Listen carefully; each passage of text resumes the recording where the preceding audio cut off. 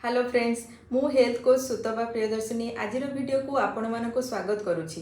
आज आम जाना सुस्थ और निरोग रही मध्याह्न भोजन बा लंच रे कौन खाइबे कहवा पूर्व मु कही रखुची जे किभली भाव में आम खाद्यटा खाइबा बा आम प्लेटा कौ भाया भाव हवा दरकार। देखंतु जो प्लेट रे आम खाऊचे से प्लेट रो 50% जेमिति रॉ वेजिटेबल्स बा ग्रीन लीफी वेजिटेबल्स हवा दरकार।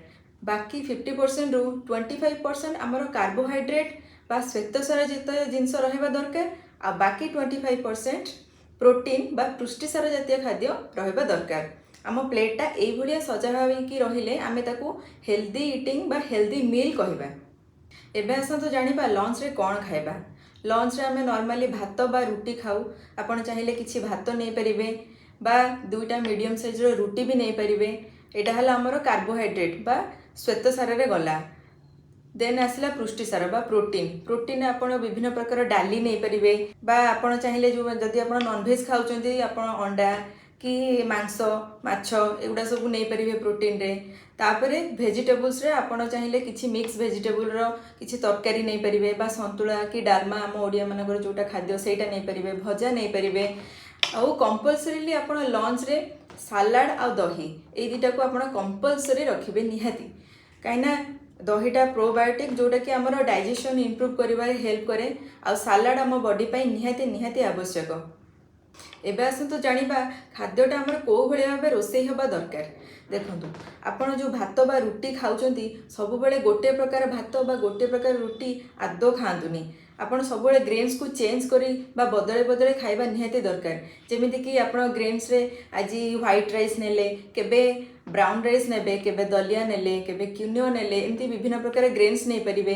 रुटी रे सेमती अटा आपण बदले बदले कोदिन अटा गहमर रुटी खाइले कोदिन सोयार अटा कोदिन मांडिया रे अटा ए भले अटा भी चेंज करी करी कि आपण खाइबा निहाती दरकार।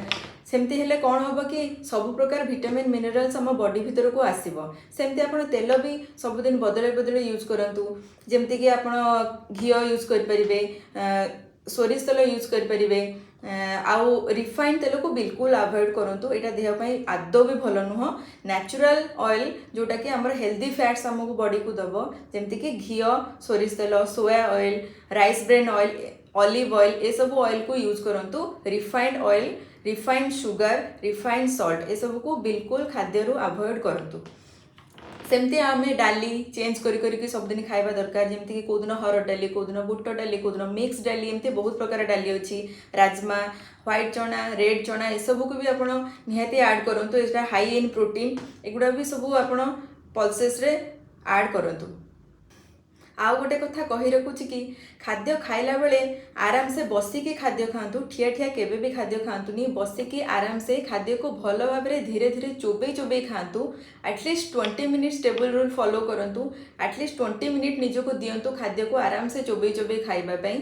आ खाइबार एटलिस्ट गोटे घंटा परे पानी पियंतु। सांगे सांगे आदौ भी पानी पियंतु नाही। तो ए सब थिला आज लंच विषय रे।